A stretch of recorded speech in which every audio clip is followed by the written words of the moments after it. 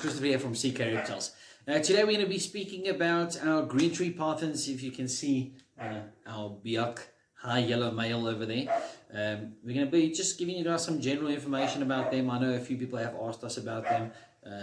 They are one of our more prettier snakes, also something rare. You don't see them too often. There are a few guys that have them, but not so many. So yeah, hope you guys enjoy.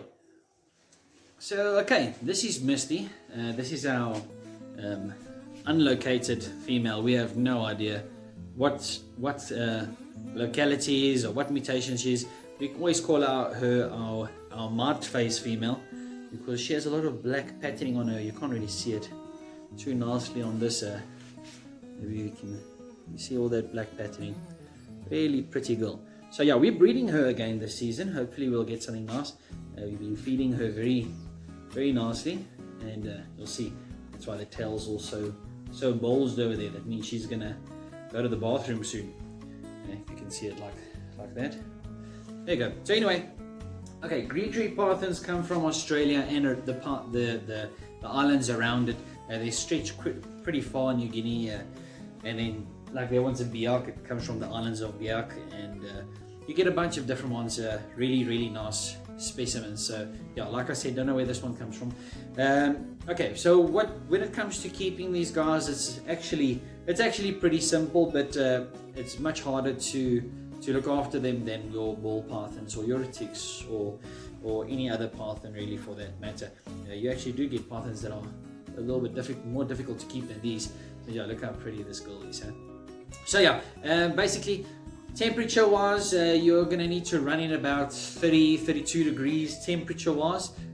Basically all the time. We always have our thermostats on about 30. They're not on that now because we're cycling them for breeding. So yeah, they're on about 24 degrees now, between 22 and 24 degrees. We only do that for about an hour or two during the day, and then we put the heat back up to about 30, and then that's where we keep it. And also in Bethlehem it's starting to become cold now because it's winter, so they're gonna start cycling themselves. I can basically just keep the front door open and maybe this window at the back of the enclosure, and that will basically cycle them. Then I don't even have to put these heaters off and stuff like that, and then they will start breeding and hopefully lay some eggs again this year. So yeah, like I said, sorry, I always get off the point, I know. Need to kind of focus when it comes to that, but yeah, they come from Australia. Temperature wise about 30 degrees, humidity wise about 80 to 100% the whole time. So I'm going to show you now how we bring the humidity up. We're going to quickly give them a spray and give them a water change. Water bowls, they'll need a nice big enclosure. So what we have done here, like you guys can see, we have a nice big enclosure. This was built for us by Louis from Clickapet, Louis Jacobs. So we'll also throw his link at the bottom of this video for you guys to go and check out his website maybe and his Facebook page. Really nice guy, does brilliant work on building. He builds all our enclosures and all our racks and all that stuff. So yeah, very nice guy and very professional. Will leave you wanting more business. That's how professional he is. But anyway, so yeah, you would need something like this. You would need so we basically took PVC and we mounted them on both sides. We burnt them a little with a torch and cut some grooves in them with a grinder, so it's nice and rough for when they want to shed, because when they do shed they are going to need to rub on something to basically get that off. So then water bowls, you can get a nice big water bowl, and what we have done, we have put a heat pad right at the bottom, and inside there's also a bunch of lighting and ceramic heaters that make the environment like they need it to be. So we also have a heat pad at the bottom there, and the heat pad at the bottom will, especially when they're getting close to a shed or whatever, then we'll put a nice bowl of water at the bottom there, and we would let that make humidity in the cage, and and they would shed pretty easy. So yeah, she's trying to get a nice little kiss now. You're trying to get a kiss, my girl? Huh? So pretty, my baby.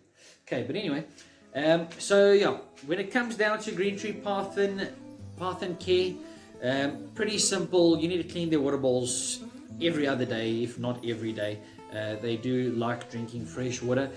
You guys need to spray them about once a week is fine, depending on where you stay. If you stay in a very dry place, maybe twice a week or 3 times a week. If you stay in somewhere that it's quite tropical and quite humid already, you probably have to spray them once every 2 weeks, or once every 8 days, or once every 10 days. But yeah, you guys get the picture. When it comes to feeding these guys, you can give them a meal about the size of their middle, and you can probably, this one is now feeding for breeding purposes. She's feeding on medium rats, so that's what she's eating. Our males also on medium rats. He's just eaten now, that's why we're not going to take him out, but I will show you guys now how pretty he is. Just get a little bit closer. I actually think I might have taken his feeding video, so you guys will enjoy that. We're going to do a bunch of feeding videos right at the back of this video, right after this video, so yeah, I hope you guys enjoy that. Okay, so pros and cons when it comes to these guys. They're pretty hard to keep alive if you do not know what you are doing. If you do not know what you're doing, you get animals with prolapses. So we've had an animal with a prolapse, not because of us, we bought him that way, actually a her, and we've had at the vet. You unfortunately can't get them right, especially not for breeding. And a prolapse is when they go to the bathroom and then half of the chloria, the anal wall basically, would come out. So this is also the thing that makes them, it helps them guard their eggs through and stuff like that. And then they basically come out, and then you have to go to the vet. They have to push that back in, and they would have to stitch it up so that she would not do that again. But it does happen again and again, especially with the green trees. So yeah, a lot of health issues, a lot of stuff that you have to look after. And then also breeding these guys is also not the easiest thing to do. Incubating the eggs is one of the hardest things I've ever done. Our last eggs, we got about 12 good eggs. I had 2 babies that hatched, and then unfortunately they died. We had a lot of load shedding, so basically they cut our power off, and all our incubators had no power running in the middle of winter. Went all the way down to like 16 degrees for about 3 or 4 hours while we were sleeping in the middle of the morning. So when I did eventually realize it's been doing this, it had been doing that already for about 2 weeks. So our Green Tree Parthen eggs were about a week or 2 behind, because they take about 2 months, about 50 days to hatch out, if you have them on the proper humidity level and the proper. Oh, she's also taking a nice little dump now, so not something you want to see, so I'll just keep her back here. Maybe put her back in the enclosure. There you go, girl. Yeah, you can go and poo. I already cleaned that up here. Okay, so yeah, basically enclosure, decor, maybe some hanging stuff, some hanging plants. We just do plastic plants. It's much easier to clean and not such a hassle. You can do a live vivarium with these guys. The potential for these animals, especially with display, is amazing. It's really, really amazing. They're not so readily available. You do get them for about between 5,000 and 8,000 rand neonat. So neonat is a baby parthen or a baby snake. Normally baby animals that come out of the egg, baby snakes. So yeah, about for them is about between 5,000 and 8,000 rand, just depending on the breeder and depending on the line and all that. And you do not get them too often. I haven't seen Green Tree Parthens in about 2 years. Babies, we would have had the only clutch I think last year, but unfortunately it's one of those things. That's why breeding snakes is sometimes a hassle, but we do it because we love it. So yeah, that's basically the general information. So they come from Australia and around there. You get a whole bunch of different types, you really do. They're also getting into mutation, not really mutation, more locality, and then you're getting really crazy colors out. You even get some of them that are blue. Actually, when we breed this female, she goes almost like a lighter blue than this on my shirt.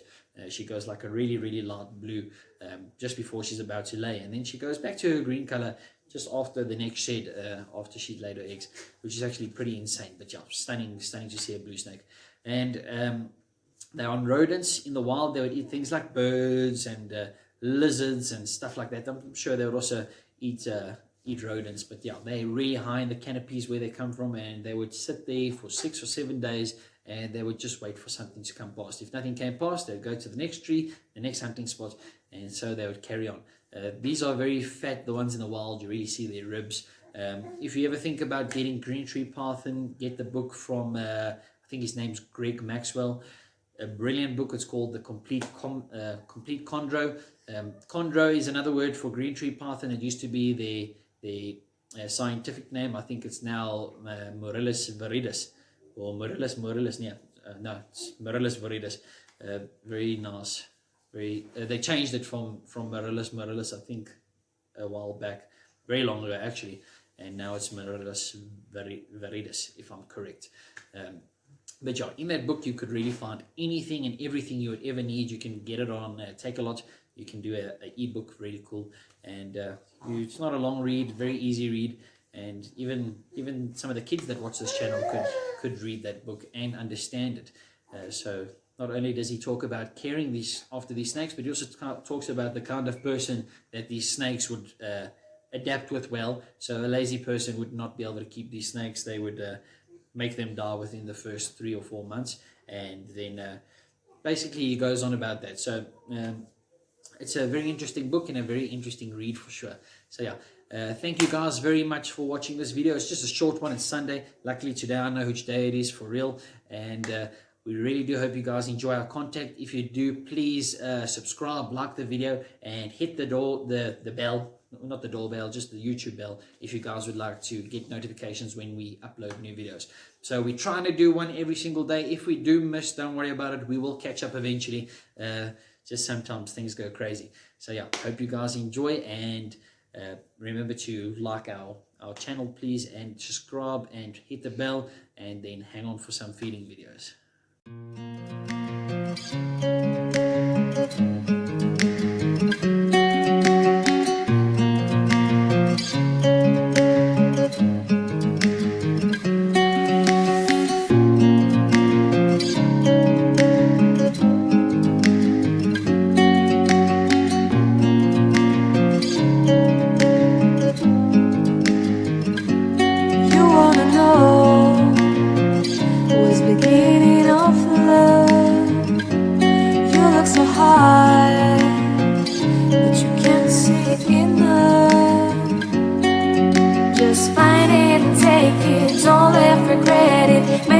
You're only one. You choose it, don't lose it, don't let confuse it. Only then you'll be God. Feel like that. Feel like that.